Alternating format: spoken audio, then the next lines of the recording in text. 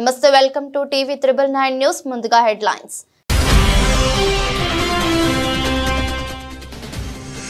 గణేశోత్సవాల నిర్వహణపై రాష్ట్ర సచివాలయంలో ముఖ్యమంత్రి అధ్యక్షతన సమీక్ష.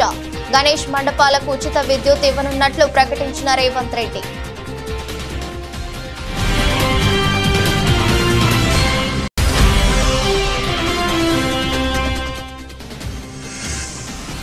హైడ్రా పనితీరుపై కేంద్ర మంత్రి బండి సంజయ్ ఆసక్తికర వ్యాఖ్యలు. ఓవైసీ కబ్జాపై ఎందుకు చర్యలు తీసుకోవడం లేదని ప్రశ్న.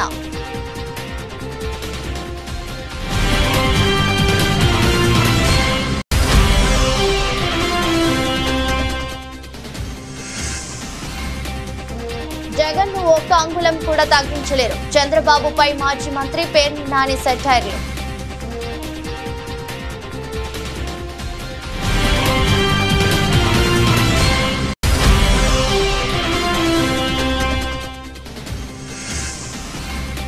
గుడ్లవల్లిలో ఇంజనీరింగ్ కళాశాల హాస్టల్ బాత్రూమ్ లో సీక్రెట్ కెమెరా కలకలం. అర్ధరాత్రి విద్యార్థినుల ఆందోళన.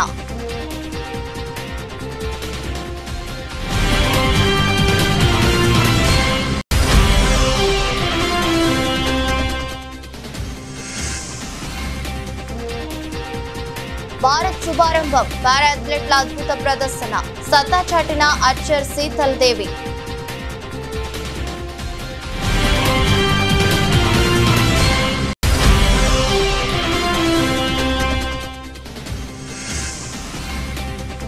సరికొత్త గరిష్టాలను తాకిన దేశీయ స్టాక్ మార్కెట్ సూచీలు. భారత వృద్ధి రేటు అంచనాలు పెరగడంతో మార్కెట్లలో లాభాల జోష్.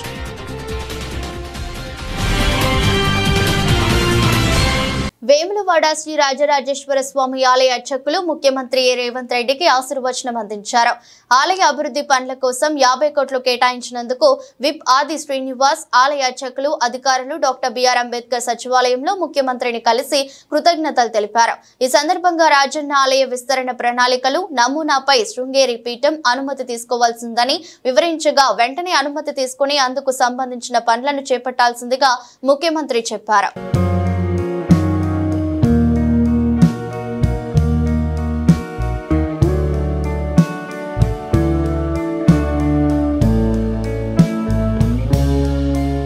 తొలి నుంచి మత సామరస్యానికి, ప్రశాంతతకు పేరుగాంచిన హైదరాబాద్ బ్రాండ్ ఇమేజ్ ను మరింత పెంచేలా గణేష్ ఉత్సవాల నిర్వహణ ఉండాలని, ఇందుకోసం ఉత్సవ కమిటీలు, మండప నిర్వాహకులు, ప్రభుత్వ అధికారులు సమన్వయంతో ముందుకు సాగాలని ముఖ్యమంత్రి రేవంత్ రెడ్డి సూచించారు. గణేష్ ఉత్సవాల నిర్వహణపై రాష్ట్ర సచివాలయంలో ముఖ్యమంత్రి అధ్యక్షతన సమీక్ష సమావేశం జరిగింది.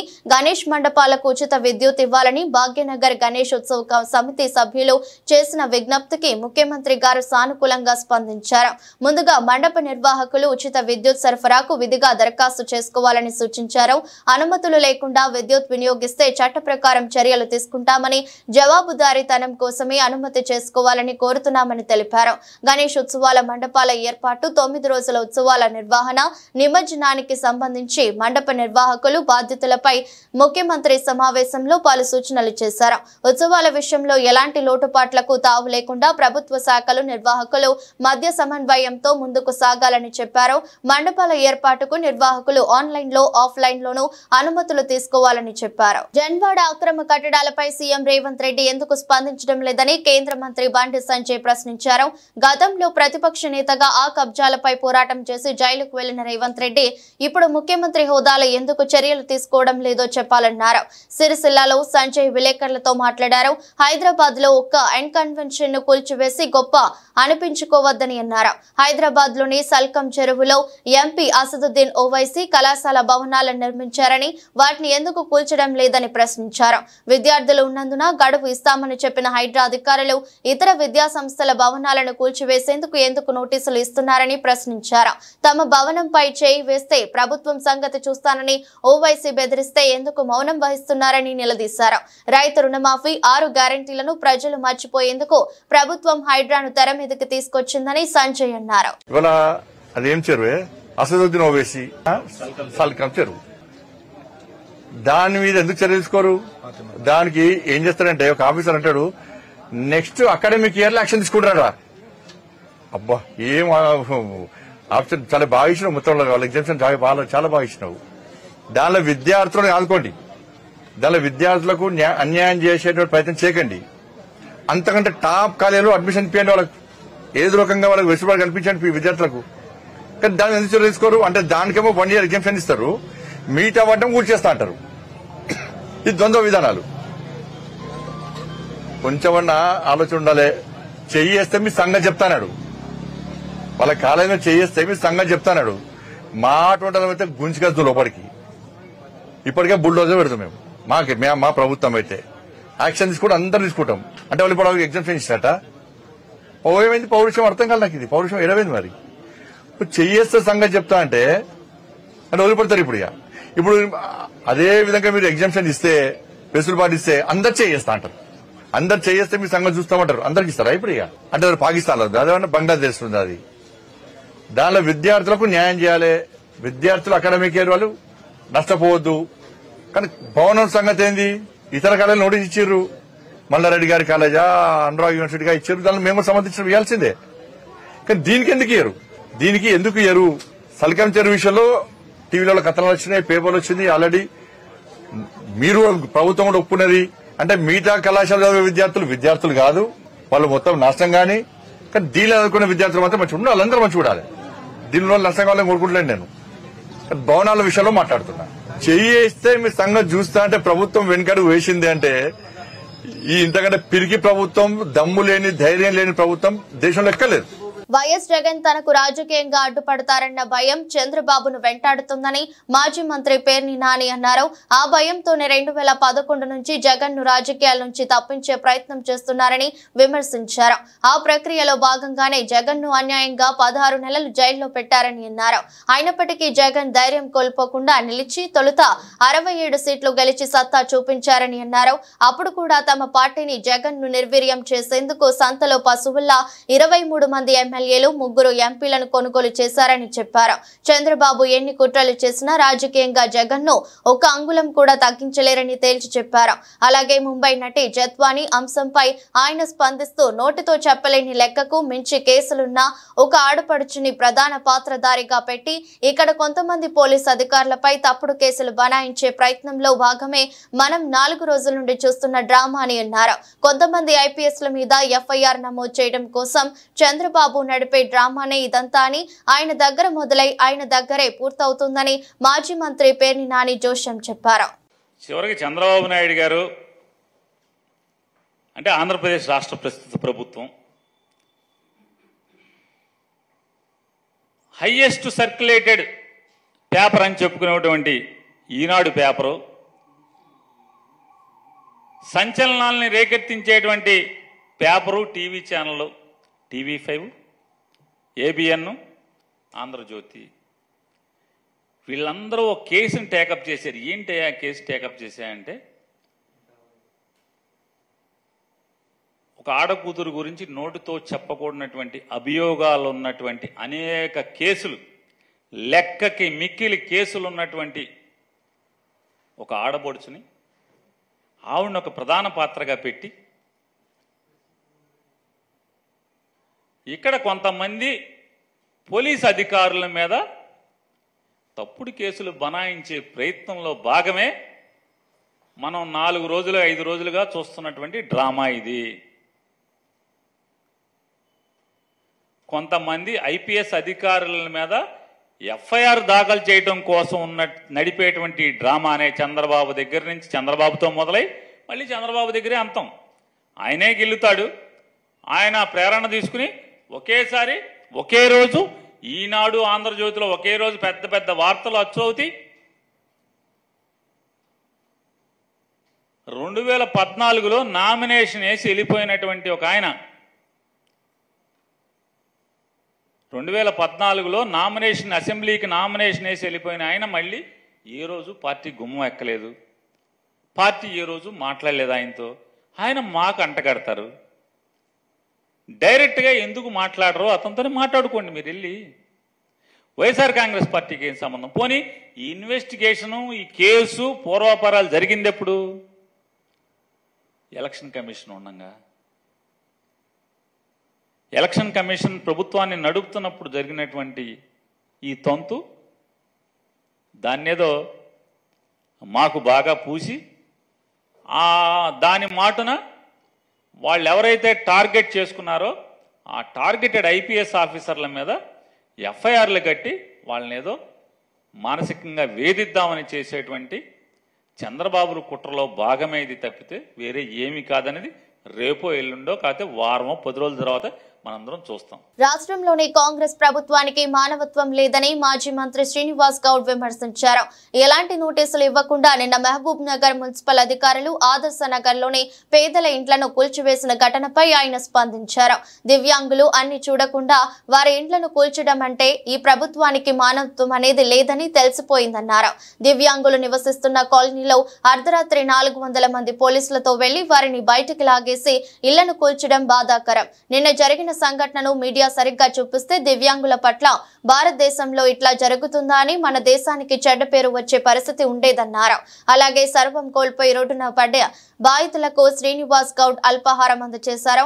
బాధితుల పక్షాన పోరాడుతామని హామీనిచ్చారు. కాగా హైదరాబాద్ లో హైడ్రా తరహాలో పాలమూరులో కూడా అధికారులు కట్టడాలను నేలమట్టం చేస్తున్నారు. మహబూబ్నగర్ లో జరిగినటువంటి అందులు వికలాంగుల కాలనీలో కూల్చివేత సంఘటన అనేది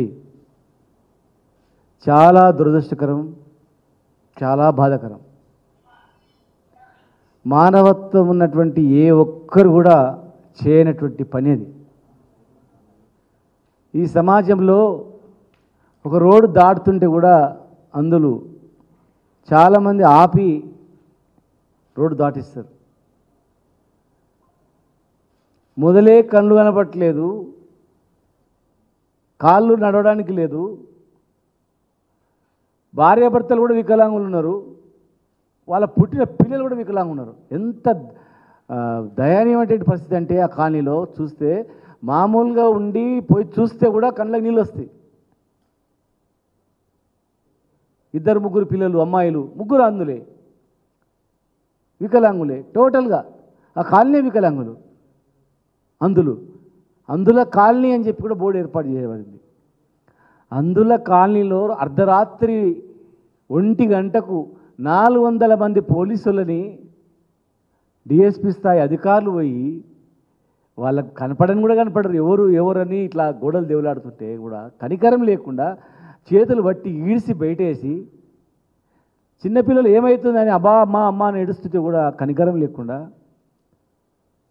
బియ్యం పప్పులు ఉన్నాయి సార్, రేపు మేము తినక మాకు లేదు సార్, స్టవ్ బయట పెట్టుకుంటాం సార్ అంటే విననీయకుండా కూల్చివేస్తే వాళ్ళు గుండెలు బాదుకుంటూ రోధిస్తూ ఉన్నారు.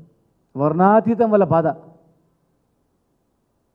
అసలు మీడియా వాళ్ళ బాధలు గిట్లా రియల్గా ఇట్లా ఇది చేస్తే అసలు ఈ భారతదేశంలో ఇట్లా జరుగుతుందా అని చెప్పి మన దేశానికే చెడ్డ పేరు వచ్చే ప్రమాదం అది.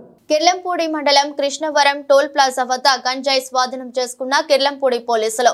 జిల్లా ఎస్పీ విక్రమ్ పాటిల్ ఆదేశాల మేరకు జిల్లాలో ప్రత్యేక టీంలతో గంజాయి అక్రమ రవాణా అడ్డుకునేందుకు చర్యలు తీసుకోవడం జరుగుతుందని, అందులో భాగంగా కిర్లంపూడి పోలీసులకు రాబడిన ముందస్తు సమాచారం మేరకు వైజాగ్ నుండి రాజమండ్రి వైపు వెళుతున్న ఆయిల్ ట్యాంకర్ ను ఆపి పరిశీలించగా అందులో ఉన్న డ్రైవర్ ను వారితో పాటు 2 పట్టుకోవడం జరిగిందని, సదరు వాహనం యొక్క టాప్ క్యాబిన్ లో మరియు క్లీనర్ సీటు కింద భాగంలో మొత్తం 43 ప్యాకెట్ల గంజాయి గుట్టుగా ఉంచి రవాణా చేస్తున్నట్లు మధ్యవర్తుల సమక్షంలోనే వారు చెప్పగా మొత్తం దాదాపు 84 కేజీల గంజాయిని పట్టుకోవడం జరిగిందని, ఇందుకు ఉపయోగించిన ఆయిల్ ట్యాంకర్ ను 1000 నగదును మధ్యవర్తుల సమక్షంలో సీజ్ చేయడం జరిగిందని డీఎస్పీ లతా కుమారి తెలిపారు. ఈ సందర్భంగా సిఐ లక్ష్మణరావు, కిర్లంపూడి ఎస్ఐజీ సతీష్ కుమార్ మరియు పోలీస్ సిబ్బందిని జిల్లా ఎస్పీ అభినందించినట్లు పెద్దాపురం డీఎస్పీ లతా కుమారి తెలిపారు. కృష్ణవరం టోల్ ప్లాజా కిర్లంపూడి మండలం వద్ద వెహికల్ చెకింగ్ చేయించుండగా మాకు వచ్చినటువంటి ముందస్తు సమాచారం ప్రకారము KA 01 AM 3279 ఆయిల్ ట్యాంకర్ను ఆపి మన యొక్క సిబ్బంది చెక్ చేయగా అందులో ఉన్నటువంటి డ్రైవర్ అన్సారీ TH మరియు వారితో ఉన్నటువంటి 2 మగవారు అనగా పాంగి సన్యాసరావు అలియాస్ సంతోష్ మరియు కైసర్ల దివాకర్ మొత్తం 3ని పట్టుకోవడం జరిగింది. సదరు వాహనం యొక్క టాప్ క్యాబిన్ అరలోను అదేవిధంగా క్లీనర్ సీట్ కింద భాగంలో మొత్తం 43 గంజాయి ప్యాకెట్లు ఉంచి గుట్టుగా రవాణా చేస్తున్నట్టు మధ్యవర్తుల సమక్షంలోనే వారు చెప్పగా మొత్తం 43 ప్యాకెట్లు టోటల్ వెయిట్ 84.660 కేజీల గంజాయిని పట్టుకోవడం జరిగింది. గంజాయి రవాణాకు ఉపయోగించినటువంటి ఈ ఆయిల్ ట్యాంకర్ KA 01 AM 3279ను, ఒక సెల్ ఫోన్ను, ఒక 1000 రూపాయల నగదును మధ్యవర్తి సమక్షంలోనే సీజ్ చేయడం జరిగింది. మెట్రో రైలు ప్రయాణికుల నుండి పార్కింగ్ ఛార్జీలు వసూళ్లను మెట్రో సంస్థ, ఎల్ఎన్టీ సంస్థలు తక్షణమే ఉపసంహరించుకోవాలని, మెట్రో ప్రయాణికులకు పార్కింగ్ సౌకర్యాన్ని ఉచితంగా కల్పించాలని ఏఐవైఎఫ్ రాష్ట్ర ప్రధాన కార్యదర్శి Kalluru Dharmendra, working president Nerlakanti Srikanth, DYFI రాష్ట్ర కార్యదర్శి ఆనగంటి వెంకటేష్, పివైఎల్ రాష్ట్ర అధ్యక్షులు కెఎస్ ప్రదీప్లు డిమాండ్ చేశారు.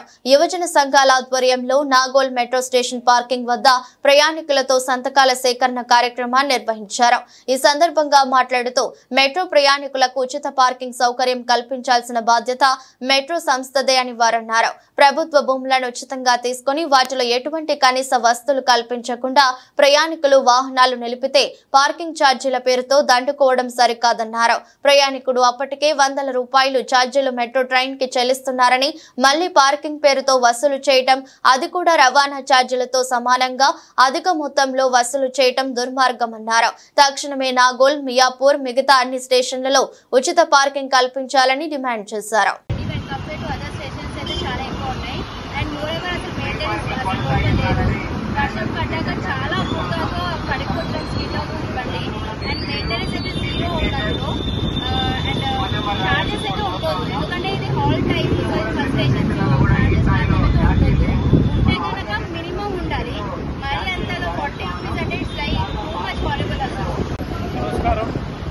నాగోల్ మెట్రో స్టేషన్లో పెయిడ్ పార్కింగ్ చేస్తున్నారు.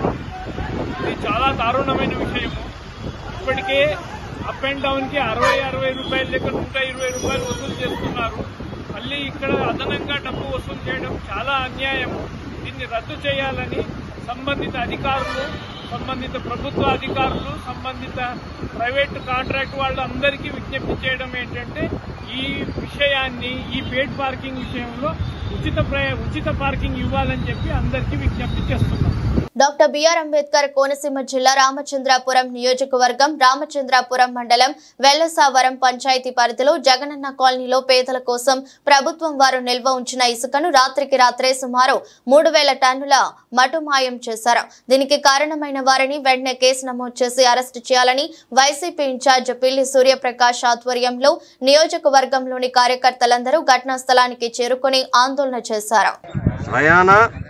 మీ ప్రభుత్వంలో ఉన్నటువంటి హౌసింగ్ ఏఈ గారు మొదటగా చెప్పిన పేరేంటి, రెండో ఎవరు మేమే అక్రమంగా ఇసుక తరలించాం, దౌర్జన్యంగా మేమే తరలించాం అధికారులకు ఫోన్ చేయడం, తర్వాత రెండో పేరు ఎవరు, మూడో పేరు ఎవరు, ఇవన్నీ కూడా వరుస పెట్టి ఆయన పేర్లు చెప్తూ వీడియో రిలీజ్ చేయడం జరిగింది. కానీ ఇక్కడ పోలీస్ అధికారులు చాలా తెలివితేటలుగా దాన్ని ఎలా సద్మనం చేశారంటే, మంత్రి గారి ఆదేశాలతో ఎలా సద్మనం చేశారంటే, ఏ1గా ఎవరిని పెట్టారు, కట్టా పండు అనే వ్యక్తిని పెట్టారు, ఏ2గా ఇంకో సాయిని తీసుకొచ్చారు, ఏ3గా ఎవరైతే ఇక్కడ దౌర్జన్యంగా ఇసుక తరలించాడో ప్రధాన అనుచరుడు అని చెప్పుకుంటున్నాడో వాళ్ళ బామర్ది ఇంకో సాయి మనకంట అనే పేరు, ఏ4గా అలియాస్ బాల. వీళ్ళందరూ కూడా ఎలాంటి వ్యక్తులు ప్రత్యేకించి నేను రామచంద్రపురం నియోజకవర్గంలో చెప్పాల్సిన పని లేదు. మేమల్లా డిమాండ్ చేసేది ఒకటే, హౌసింగ్ ఏఈ గారు ఏవైతే పేర్లు చెప్పారో అవన్నీ కూడా ఎఫ్ఐఆర్లో నమోదు చేయాలి. కోదాడ పట్టణంలో కోదాడ సన్ డివిజన్ స్థాయి పోలీస్ షీ టీమ్స్ కార్యాలయాన్ని కోదాడ శాసనసభ్యులు శ్రీమతి పద్మావతి రెడ్డి ప్రారంభించారు. ఈ సందర్భంగా ఎమ్మెల్యే మాట్లాడుతూ కోదాడ పట్టణంలో మహిళలకు భద్రత కల్పించడంలో భాగంగా షీ టీమ్స్ కార్యాలయాన్ని ప్రారంభించడం చాలా మంచి పరిణామమని పోలీస్ శాఖకు అభినందనలు తెలుపుతున్నానని అన్నారు.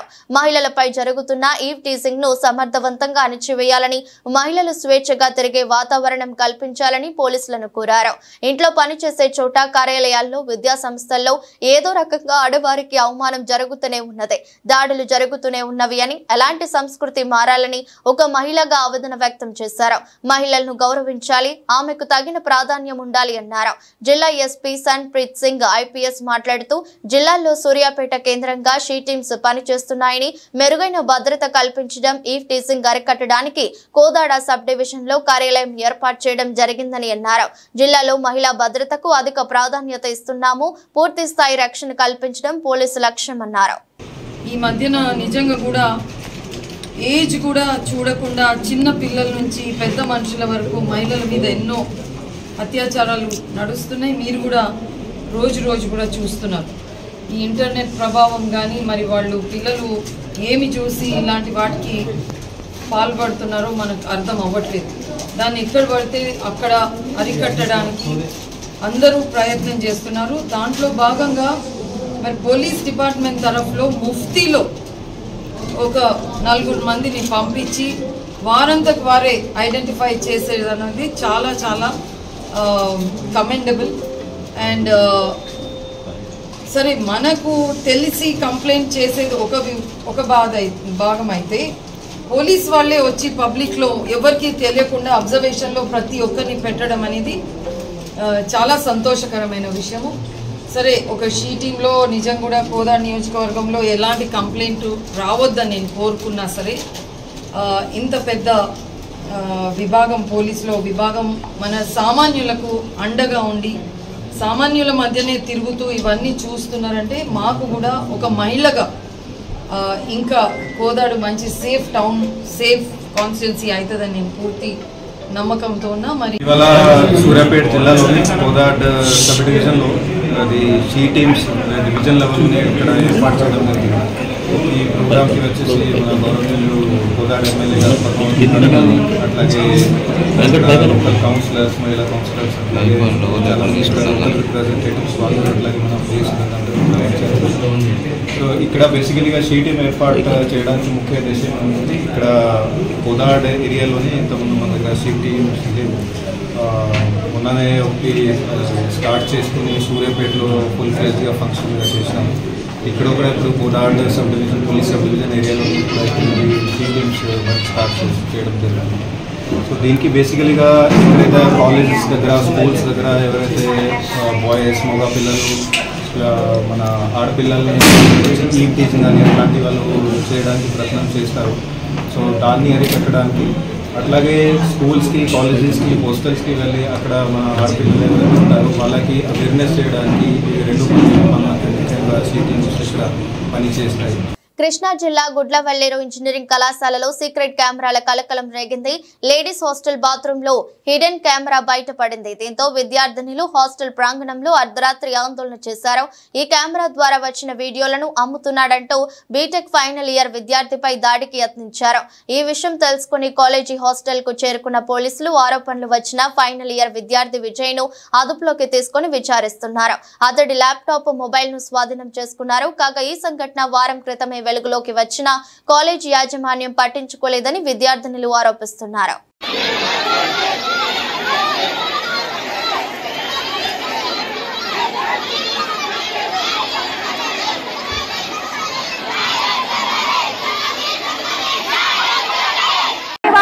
వారం 10 రోజుల నుంచి మేనేజ్మెంట్ ఏం చేస్తుంది? మేము నిన్న 5 గంటలకి కంప్లైంట్ ఇస్తే కానీ ఇంకా మాకు తెలియదు అంటున్నారు. ఏం తెలియదు. రాత్రికి ఎలా ప్రూవ్ చేస్తాడు ఫేక్ న్యూస్ అని? రాత్రి నిన్న 1 మంత్ అడిగారు ఇన్వెస్టిగేషన్ కి, మరి రాత్రి ఫేక్ న్యూస్ ఎలా ప్రూవ్ చేస్తారు? అమ్మాయి వాళ్ళు పిలిపించండి, వాళ్ళు పిలిచి మా ముందు దగ్గర చూపించండి. మమ్మల్ని కేసు తప్పకుండా మా మీద రివర్స్ కేసు పెడతారండి. ఎలా పెడతారు మా మీద కేసు? మేమేం చేసాం మా మీద పెడతారు.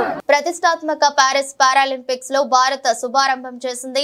పోటీల తొలి రోజైన గురువారం మన పారా అథ్లెట్లు వేరువేరు విభాగాల్లో అద్భుత ప్రదర్శన కనపరిచారు. ముఖ్యంగా పారా ఆర్చర్ శ్రీతల్ దేవి అంచనాలకు మించి రాణించింది. బరిలోకి దిగింది. తొలిసారి అయినా ఎక్కడ తడబాటుకు లోను కాకుండా రాణించింది. మహిళల వ్యక్తిగత కాంపౌండ్ ఓపెన్ ర్యాంకింగ్ రౌండ్ లో శీతల్ దేవి 703 పాయింట్లతో 2వ స్థానంలో నిలిచింది. ఇదే విభాగంలో టర్కీ ఆర్చర్ ఓజ్నూర్ గిరిడిఖూర్ 704 ప్రపంచ రికార్డు టాప్ లో నిలిచింది. రెండో స్థానంలో నిలవడం ద్వారా 17 ఏండ్ల శీతల్ నేరుగా రౌండ్ 16కు అర్హత సాధించగా ఇదే విభాగంలో మరో ఆర్చర్ సరితాదేవి 9వ స్థానం దక్కించుకుంది. అదే జోరు కొనసాగిస్తూ మిక్స్డ్ టీమ్ కాంపౌండ్ ఈవెంట్ లో శీతల్ దేవి ఆర్ కుమార్ ద్వయం ప్రపంచ రికార్డు స్కోరుతో అగ్రస్థానాన్ని సొంతం చేసుకున్నారు. చెక్కు చెదరని గురితో ఈ ఇద్దరు కీలక పాయింట్లు ఖాతాలో వేసుకున్నారు. భారత షట్టర్లు అదరగొట్టారు. వ్యక్తిగత విభాగంలో 8 షట్లర్లు తదుపరి రౌండ్ కు అర్హత సాధించారు. సుహాస్, సుకాంత్ కదం, తరుణ్, నితీష్ కుమార్, పాలక్ కోహ్లీ, తులసి మతి, మురుగేషన్, మనీషా, రామ్దాస్, నిత్యశ్రీ, సుమతి, శివన్ తొలి రౌండ్లలో ప్రత్యర్థులపై విజయాలు సాధించారు. ఇదిలా ఉంటే మహిళల 47 కిలోల K44 విభాగంలో అరుణా సింగ్ తన్వర్ 0-19తో సురిచియన్ చేతిలో ఓటమి పాలైంది. మహిళల సైక్లింగ్ పర్స్యూట్ లో జ్యోతి గదేరియా 10వ స్థానంలో నిలిచి నిరాశపరిచింది. మాల్టా వేదికగా జరిగిన ప్రపంచ junior equipped power lifting championship లో తెలంగాణ యువ లిఫ్టర్ మేడం వంశీ పసిడి పథకంతో మెరిశాడు. గురువారం జరిగిన పురుషుల 66 కిలోల విభాగంలో బరిలోకి దిగిన వంశీ బెంచ్ ప్రెస్ లో 140 కిలోలు, స్క్వాట్స్ 280 కిలోలు, డెడ్ లిఫ్ట్ లో 242.5 కిలోలతో మొత్తంగా 662.5 కిలోల బరువుతో స్వర్ణ పథకంతో సత్తా చాటాడు. ఇదే విభాగంలో ఆంటోనా సౌఖిన్, హిరాము, కోజిమా వరుసగా రజత, కాంస్య పథకాలు కైవసం చేసుకున్నారు. ములుగు జిల్లా వాజేడు మండలం ఇప్పగూడెం గ్రామానికి చెందిన వంశీ గత కొంతకాలంగా అంతర్జాతీయ పవర్ లిఫ్టింగ్ టోర్నీలో పతాకాలు కొల్లగొడుతున్నాడు. పోటీకి దిగిన దాదాపు ప్రతి టోర్నీలో ప్రతిభ కనపరుస్తూ త్రివర్ణ పతాకాన్ని రెప్పరెప్పలాడిస్తున్నాడు. పవర్ లిఫ్టింగ్ అంతర్జాతీయ పోటీలో పథకం సాధించిన తొలి ఆదివాసీ ప్లేయర్ గా వంశీ అరుదైన రికార్డు సొంతం చేసుకున్నాడు. ప్రస్తుత ఆర్థిక సంవత్సరంలో భారత వృద్ధి రేటు అంచనాలను 7.2% పెంచుతూ ప్రముఖ రేటింగ్ ఏజెన్సీ మూడీస్ సవరించింది. మరోవైపు అమెరికా జీడీపీ గణాంకాలు సానుకూలంగా ఉండటంతో లాభాల బాటలో పయనిస్తున్న గ్లోబల్ మార్కెట్లను అనుసరిస్తూ దేశీయ స్టాక్ మార్కెట్లు ఇవాళ పైకి పరుగులు పెడుతున్నాయి. ఆగస్టు నెలలో చివరి ట్రేడింగ్ రోజు అయినా నేడు మార్కెట్లు చక్కటి లాభాలతో ఆరంభమయ్యాయి. బీఎస్ఈ సెన్సెక్స్ 0.61% లేదా 502 పాయింట్లు పెరిగి 82,637.03 వద్ద ప్రారంభమైంది. సెన్సెక్స్ సూచీకి ఇది జీవితకాల గరిష్టంగా ఉంది. ఇక ఎస్ఎస్సి నిఫ్టీ 50 సూచీ 97.75 పాయింట్లు లేదా 0.39% వృద్ధి చెంది 25,249.70 వద్ద ఆరంభమైంది. 25,257 వద్ద నిఫ్టీ జీవితకాల గరిష్ట స్థాయిని తాకింది. అమెరికా జీడీపీ గణాంకాలు సానుకూలంగా ఉండటంతో గ్లోబల్ మార్కెట్లు లాభాల్లో పయనిస్తున్నాయని మార్కెట్ నిపుణులు చెబుతున్నారు. అమెరికా గణాంకాలు ప్రపంచ వ్యాప్తంగా ఇన్వెస్టర్ల నమ్మకాన్ని పెంచుతాయని విశ్లేషించారు. ఇండియన్ మార్కెట్లు 2 దశాబ్దాల గరిష్ట స్థాయిని తాకేందుకు పరుగులు తీస్తున్నాయని బ్యాంకింగ్ మార్కెట్ నిపుణులు అజయ్ బగ్గా అభిప్రాయపడ్డారు. ఇవాళ సాయంత్రం భారత జీడీపీ గణాంకాలు వెలువడనున్నాయని, వీటి ఆధారంగా అక్టోబర్లో జరిగే ద్రవ్య పరపతి సమీక్షలో ఆర్బీఐ వడ్డీ రేట్లు తగ్గిస్తుందా లేదా అనే అంచనాలు రావచ్చని అభిప్రాయపడ్డారు. వార్తలు ముగించే ముందు మరోసారి హెడ్లైన్స్.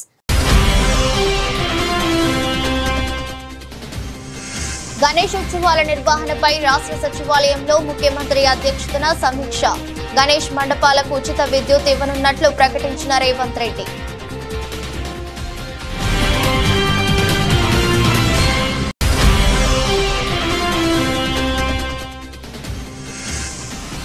హైడ్రా పనితీరుపై కేంద్ర మంత్రి బండి సంజయ్ ఆసక్తికర వ్యాఖ్యలు. ఓవైసీ కబ్జాపై ఎందుకు చర్యలు తీసుకోవడం లేదని ప్రశ్న.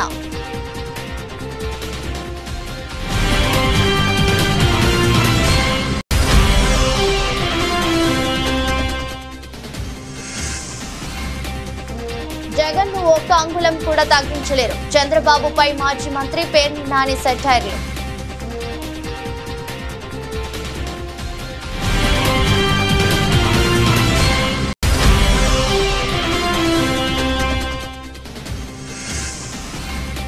గుడ్లవల్లేరు ఇంజనీరింగ్ కళాశాల హాస్టల్ బాత్రూమ్ లో సీక్రెట్ కెమెరా కలకలం. అర్ధరాత్రి విద్యార్థినుల ఆందోళన.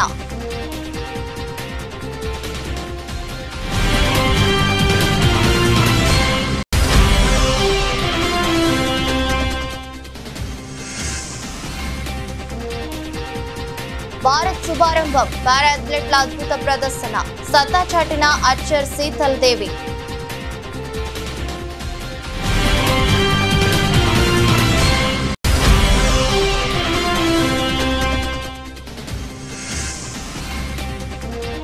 సరికొత్త గరిష్టాలను తాకిన దేశీయ స్టాక్ మార్కెట్ సూచీలు. భారత వృద్ధి రేటు అంచనాలు పెరగడంతో మార్కెట్లలో లాభాల జోష్.